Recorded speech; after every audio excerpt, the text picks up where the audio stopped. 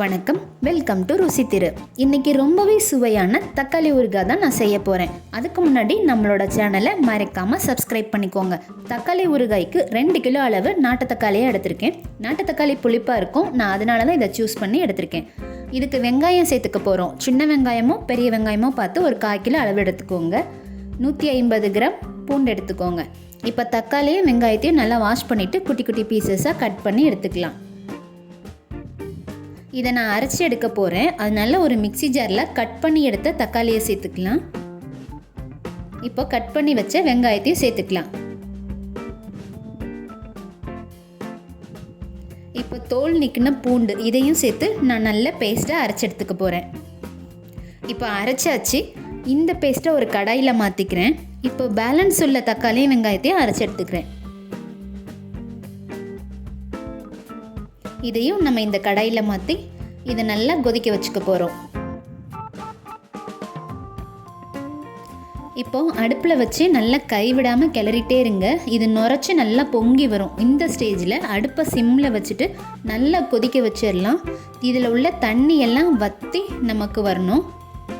இதை நான் பண்ணி முடிக்கிறதுக்கு கிட்டத்தட்ட ஒரு 1.5 to 2 மணி நேரம் ஆச்சு. இப்போ பாருங்கள், தண்ணியெல்லாம் வற்றிட்டு வருது. இதில் நம்ம பொடி திரிச்சு இப்போ போட்டுக்க போகிறோம். அதுக்கு நான் 2 ஸ்பூன் அளவு வெந்தயம் எடுத்து நல்லா ட்ரை ரோஸ்ட் பண்ணிக்கிறேன்.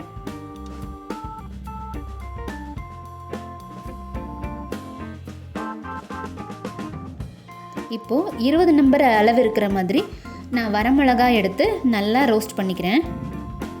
இப்போ கொஞ்சமாக எண்ணெய் விட்டு ஒரு துண்டு கட்டி பெருங்காயம் போட்டு இதை நல்லா பொரிச்சு எடுத்துக்கிறேன். நீங்கள் தூள் பெருங்காயம் கூட சேர்த்துக்கலாங்க. இப்போ நான் வறுத்தெடுத்த வெந்தயம், வரமிளகாய், பெருங்காயம் இது எல்லாத்தையும் பவுடராக அரைச்சி எடுத்துக்கிறேன். இப்போ இந்த சைடு பார்த்திங்கன்னா தக்காளியில் உள்ள தண்ணி எல்லாம் வற்றிட்டு வருது. இப்போது நான் அரைச்செடுத்த இந்த பவுடரை சேர்த்து நல்லா கைவிடாமல் கிளறி எடுத்துக்கிறேன். இது பண்ணுறதுக்கு டைம் ஆகுங்க. ஆனால் ஒன்ஸ் நம்ம பண்ணி முடிச்சிட்டோன்னா இதோட ருசி வேறு லெவலில் இருக்கும். கண்டிப்பாக ட்ரை பண்ணி பாருங்கள். இப்போ இதில் நான் உப்பு சேர்த்துக்கிறேன். உப்பு ஊறுகாய்க்கு கொஞ்சம் கரிக்கிற மாதிரி தான் இருக்கும், அதனால் செக் பண்ணி போட்டுக்கோங்க. இதையும் நம்ம கைவிடாமல் கிளறி எடுத்துக்கலாம்.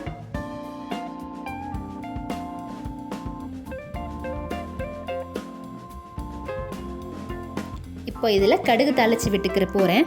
அதுக்கு நான் 1 குழிக்கரண்டி அளவுக்கு நல்லெண்ணெய் எடுத்துக்கிறேன். இதில் 1 ஸ்பூன் கடுகு போட்டு இது நல்லா பொரிஞ்சதுக்கு அப்புறமா நான் இந்த ஊறுகாயில் போட்டு நல்லா கிளறி விட்டுறேன்.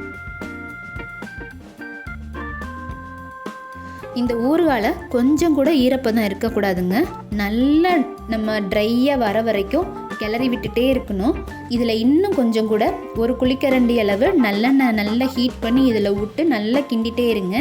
எண்ணெய் கக்கி வரணும், அதுதான் சரியான பதம். இந்த மாதிரி கிண்டி எடுத்து ஒரு ஏர்டைட் கண்டெய்னரில் போட்டு வச்சுட்டிங்கன்னா ஒரு 3 to 4 months கெடாமல் அப்படியே இருக்கும். ரொம்ப டேஸ்ட்டாக இருக்கும். இது ரசம் சாதம், தயிர் சாதம், சாம்பார் சாதம் எல்லாத்துக்குமே அல்டிமேட்டாக இருக்கும். மறக்காமல் ட்ரை பண்ணி பார்த்துட்டு எப்படி இருந்துச்சுன்னு கமெண்ட்டில் சொல்லுங்கள்.